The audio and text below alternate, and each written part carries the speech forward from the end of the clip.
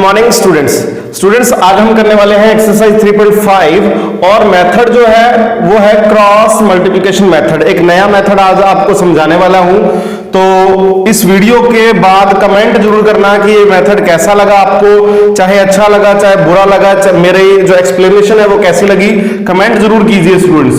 Question number 1 के अंदर हमें ये दो इक्वेशन दी हुई हैं और हमें इनको क्या करना है, सॉल्व करना है। तो सबसे पहले सॉल्व करने से भी पहले आपको ये चेक करना है कि जो दो गिवन इक्वेशन है क्या इनका यूनिक सॉल्यूशन है या नहीं है। अब मैं आपको 3.1 और 3.2 का जो बेसिक है वो दोबारा रिमाइंड करवा देता हूं। आप कमेंट करके मुझे ये बताइए सबसे पहले कि आपको ये याद है कि कौन सी कंडीशन में यूनिक सॉल्यूशन होता है। यानी कि मैं ये पूछ रहा हूं A1/A2, B1/B2, C1/C2, इनमें क्या रिलेशन था यूनिक सॉल्यूशन के लिए। चलो मैं बता देता हूं, यूनिक सॉल्यूशन के लिए ये दोनों क्या थे, नॉट इक्वल थे। और जब first two ratios not equal थी तो हम थर्ड रेशियो को चेक ही नहीं करते थे। यानी कि अगर हमारे पास ये कंडीशन बनेगी तो ही क्वेश्चन सॉल्व होगा, अदरवाइज तो क्या होगा, या तो पैरेलल लाइन बन जाएंगी या क्या बन जाएंगी, कोइंसिडेंट लाइन बन जाएंगी। और दोनों ही कंडीशन में हमें क्वेश्चन का सॉल्यूशन नहीं मिल पाता। क्वेश्चन का सॉल्यूशन तभी मिलेगा जब हमारे पास क्या होगी, ओनली इंटरसेक्टिंग लाइन वाली कंडीशन होगी, तभी हमारे पास यूनिक यानी कि सिंगल सॉल्यूशन मिलेगा। तो हमारे पास A1/A2 की वैल्यू कितनी है, देखो A1 कितना है हमारे पास 1/3 और B1/B2 कितना है -3/-9 ये है, ठीक है ना। तो ये कैंसिल हो गया, ये बन गया 1/3, तो ये दोनों तो आ गए इक्वल, ठीक है ना। यानी कि A1/A2 इक्वल किसके आ गया, B1/B2 के। जब ये दोनों इक्वल है तो हमें थर्ड पार्ट भी चेक करना है। थर्ड पार्ट कितना है -3/-2, यानी कि थर्ड पार्ट है not equal C1/C2। First two ratios equal आ गई, थर्ड रेशियो जो है वो डिफरेंट है। तो कौन सी कंडीशन है, ये कंडीशन है फ्रेंड्स पैरेलल लाइन की। ये कंडीशन क्या है, पैरेलल लाइन। और जब ग्राफ में आपकी दो पैरेलल लाइन बनती हैं तो क्या आपके पास कोई सॉल्यूशन आता है, नहीं जी। जब लाइन इंटरसेक्ट करेंगी तभी हमारे पास क्या आएगा, सॉल्यूशन आएगा। तो यहां हम लिख देंगे नो सॉल्यूशन, हमारे पास इन दोनों इक्वेशन का कोई सॉल्यूशन नहीं है। सेकंड पार्ट देखते हैं दोस्तों। सेकंड पार्ट आपके सामने लिख दिया है। सेकंड पार्ट में भी हम सबसे पहले वही चीज चेक करेंगे, A1/A2 इसकी वैल्यू क्या है 2/3। क्लियर, A1/A2 की वैल्यू कितनी आ गई हमारे पास 2/3। फिर हम चेक करेंगे B1/B2, B1 कितना है यहाँ पर 1 है और B2 कितना है 2, तो ये आ गया 1/2। तो ये देखिए ये 2/3 था और ये 1/2 है, तो ये नॉट इक्वल है। A1/A2 जो है वो नहीं है इक्वल किसके, B1/B2 के। इट मींस लाइंस कैसी हैं, इंटरसेक्टिंग लाइन है। और जब इंटरसेक्टिंग लाइन होती है तो हमारे पास ओनली सिंगल सॉल्यूशन होता है, सिर्फ एक सॉल्यूशन। क्रॉस मल्टीप्लिकेशन मेथड अब आपको मैं सिखाने वाला हूं। सबसे पहले आपका काम क्या रहेगा इस क्वेश्चन के अंदर, 2x + 1y - 5 = 0। क्या किया मैंने, जो भी आपके पास इक्वल के राइट साइड में टर्म्स होंगी आप उनको सबसे पहले क्या करोगे, लेफ्ट साइड में लाओगे, ठीक है। पहला काम आपका ये है 3x + 2y - 8 = 0। तो इस क्वेश्चन को आपको बिल्कुल ध्यान से समझना है, ये बहुत जरूरी है समझना। ये दो इक्वेशन है, देखिए अब मैं क्या कर रहा हूं, देखो मैं एक परफॉर्मा बना रहा हूं, उस परफॉर्मे के अकॉर्डिंग हमें क्वेश्चन करना है। आपको हर क्वेश्चन के अंदर ये तीन चीजें लिखनी है जो मैंने यहां लिखी हैं। क्या लिखा मैंने, x = -y = 1, ये तीन चीजें लिखी। अब ये क्या चीज है थोड़ी देर में आपको समझ में आएगा। देखिए यहां x के डिवाइड में हमें कुछ लिखना है, लेकिन क्या लिखना है वही एक मेथड है। इसी तरीके से y के डिवाइड में, इसी तरीके से 1 के डिवाइड में। तो करना क्या है, जब हम x के डिवाइड में लिखेंगे तो यहां से x वाली सारी टर्म हाइड कर लेंगे। आप ये समझ लीजिए कि x वाली टर्म है ही नहीं। अब जो बच गई आपके पास वो टर्म लिख रहा हूं मैं, 1 - 5 2 - 8, ये लिखा मैंने।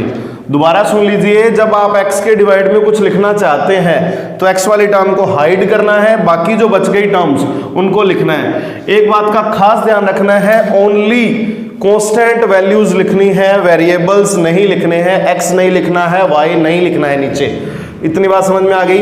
अब आप y की टर्म के नीचे लिखने हैं, तो y की टर्म के नीचे लिखेंगे तो y वाला छोड़ दो आप, y वाला छोड़ दिया तो क्या रह गया 2 -5 3 -8। जो टर्म्स आपके पास बच गई वो y के नीचे जाएंगी। इसी तरीके से लिखना है 2 -5 3 -8 ये लिख दिया। ठीक है, कुछ टीचर्स क्या करते हैं, इसका एक फॉर्मूला लर्न करवाते हैं। आप फॉर्मूले के झंझट में ना पढ़िए, बहुत इजी है, लेकिन फर्स्ट क्वेश्चन आपको थोड़ा डीपली कंसंट्रेट से समझना पड़ेगा।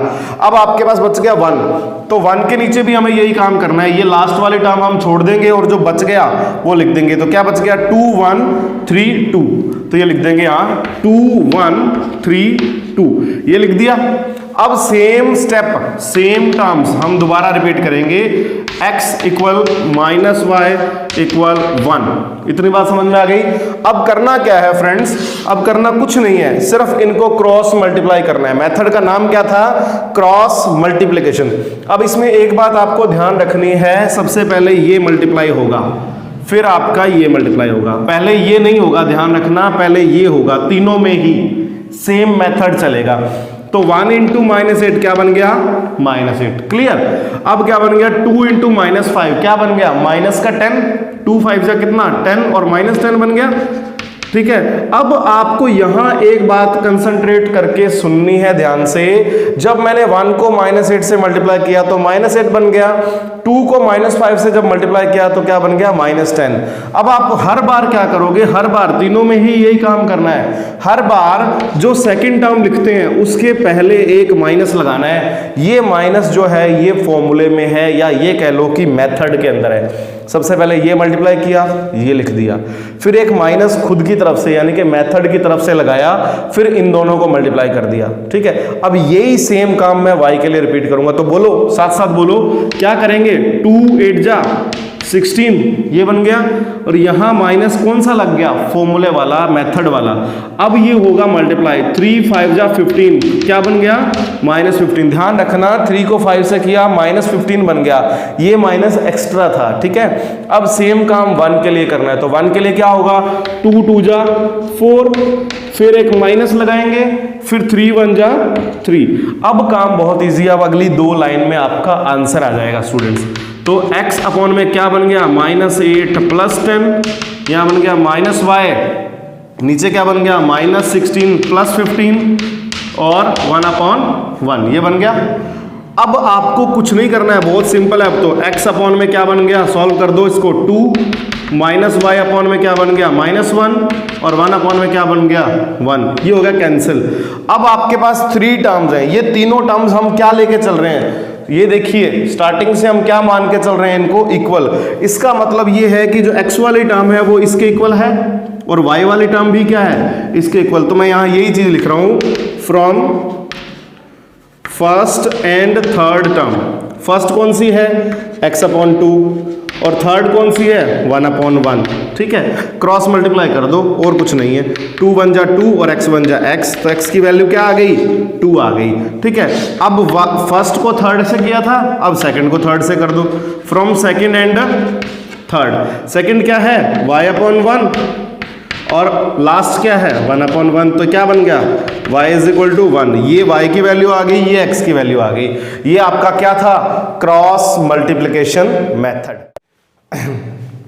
फर्स्ट क्वेश्चन का 4th पार्ट लिखा मैंने फर्स्ट करवा दिया, सेकंड करवा दिया, थर्ड नहीं करवाया। थर्ड क्यों नहीं करवाया, थर्ड पहले आप खुद करके देखेंगे। ठीक है, थर्ड का जो सॉल्यूशन है आपको नेक्स्ट वीडियो में दूंगा। ठीक है, तो आप पहले जरूर करके देखेंगे। हमेशा दूसरों पे डिपेंड रहना बंद कीजिए, आप अपनी खुद की मेहनत पे देखिए कि एक क्वेश्चन आप कर सकते हैं या नहीं। तो 4th क्वेश्चन मैं आपको करवा रहा हूं, थर्ड आप खुद करना। ठीक है, और उसमें कोई भी प्रॉब्लम आए तो आप कमेंट करके बताना, और जिन जिन लोगों ने कर लिया हो वो भी यही कमेंट करके मुझे बता देना कि हाँ जी सर हमने ये कर लिया है। तो 4th क्वेश्चन क्या है हमारे पास, सबसे पहले हम a1/a2 ही चेक करेंगे। a1 कितना 1 और a2 कितना 3, a1/a2 आ गया। फिर हम चेक करेंगे b1/b2, b1 कितना -3 और b2 भी कितना -3। तो सबसे पहले इनका ही कंपैरिजन कर लेते हैं, ये क्या बन गया 1/1। तो यहीं आपके बात समझ में आ गई कि a1/a2 जो है वो इक्वल नहीं है भाई b1/b2 के, ये 1/3 है और ये 1/1 है। इट मीन्स इंटरसेक्टिंग लाइन है, यूनिक सॉल्यूशन है, एक सॉल्यूशन हमारा जरूर जरूर जरूर आएगा।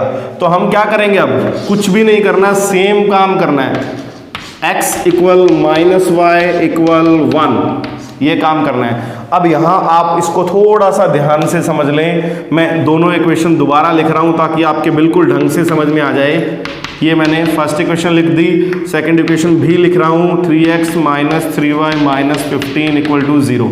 तो दोबारा समझ लीजिए फोर्थ पार्ट के अंदर की क्रॉस मल्टीप्लिकेशन मेथड क्या था। सबसे पहले आपको ये बनाना है x = -y = 1। अलग अलग बुक्स के अंदर अलग अलग मेथड लिखा हुआ है। अच्छा आपके लिए यही रहेगा कि आप कोई भी एक मेथड फॉलो कर लीजिए, ठीक है ना। अगर 2 मेथड फॉलो करोगे, 3 मेथड फॉलो करोगे तो कंफ्यूज हो जाओगे और जब आपका टेस्ट होगा तो पक्का गलत करके आओगे। तो x = -y = 1 ये हमने लिख लिया। अब हमें क्या करना है, मैंने क्या बताया था कि जब आप x के डिवाइड में कुछ लिखना चाहते हो तो x वालों को छोड़ देंगे, ठीक है, और जो बाकी बच गया मटेरियल वो आप यहां कॉपी पेस्ट कर दो। क्या कर दो, चेपा मार दो भाई। क्या रह गया, -3 - 7 और क्या रह गया, -3 - 15। ये बात समझ में आ गई आपको। ये मैंने सेम कांस्टेंट यहां लिख दिए, x वाले छोड़ दिए। अब क्या करना है, y के नीचे लिखना है तो सेम काम करना है, y वालों को छोड़ दो, 1 - 7 3 - 15। तो ये चेपा मारो, 1 - 7 3 - 15 ये लिख दिया। फिर लास्ट में रह गया 1, इसको हम छोड़ देंगे, क्या बच गया, 1 - 3 3 - 3। सेम लिखेंगे 1 - 3 3 - 3। ये आपको परफॉर्मा अगर बनाना आ गया तो आगे को कुछ ज़्यादा बड़ी रामायण है ही नहीं, बहुत इजी सा काम है। x/ में क्रॉस मल्टीप्लाई किसका, 3 का 15 से, माइनस माइनस क्या हो गया प्लस, 15 3 जा कितना 45। अब कई तो पेंसिल लेके बैठ जाते हैं इन छोटे से मल्टीप्लाई करने के लिए, तो आपको डायरेक्ट 25 या 30 तक तो टेबल लर्न होनी चाहिए अगर आप अबव 80% की उम्मीद करते हो 10th क्लास के अंदर, ठीक है ना। तो 15 3 जा 45, एक माइनस बीच में हमने खुद लगाना है, ये मेथड का है। अब 3 को करेंगे 7 से, तो 3 7 जा 21, 7 3 जा 21, माइनस माइनस प्लस, तो क्या बन गया 21, ठीक है ना। ये माइनस कहाँ से आया था, एक मेथड से, ये तो प्लस ही बन गया, ये माइनस हमारा मेथड का है। यहाँ लिखेंगे हम -y और यहाँ क्या लिखेंगे, 15 1 जा 15, ठीक है, और 3 7 जा 21, एक माइनस मेथड में से और एक माइनस यहाँ से, ये बन गया हमारे पास माइनस का 21, क्लियर। और यहाँ बन गया 1/-3, एक माइनस मेथड का और एक -3 इंटू +3, कितना बन गया माइनस का 9। इतनी बात समझ में आ गई। अब देखिए x/ में 45 - 21, तो 5 - 1 कितना 4, ठीक है, और 4 - 2 कितना 2, ये बात समझ में आ गई। इक्वल क्या, -y माइनस का 15 + 21, माइनस माइनस क्या हो जाएगा प्लस का 21, ठीक है, और यहाँ बन गया 1/-3 + 9, ये बन गया। इतनी बात क्लियर हो गई।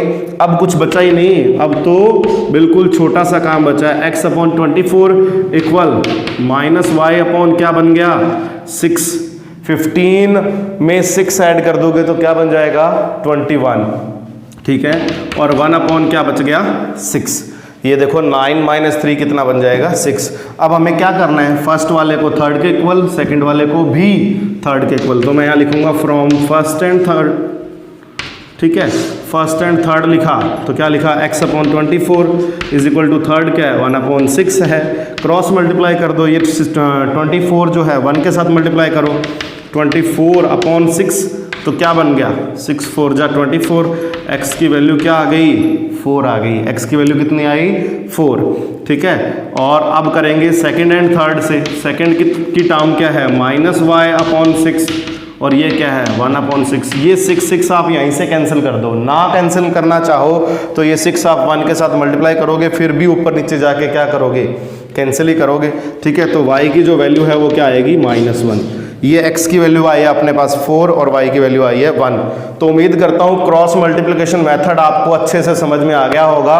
और जो इसका थर्ड पार्ट मैंने छोड़ा है नेक्स्ट वीडियो में मैं तो करवाऊंगा ही, उससे पहले आपके कमेंट आ जाने चाहिए, एक पॉजिटिव कमेंट आपके आने चाहिए कि सर हमने वो कर लिया है।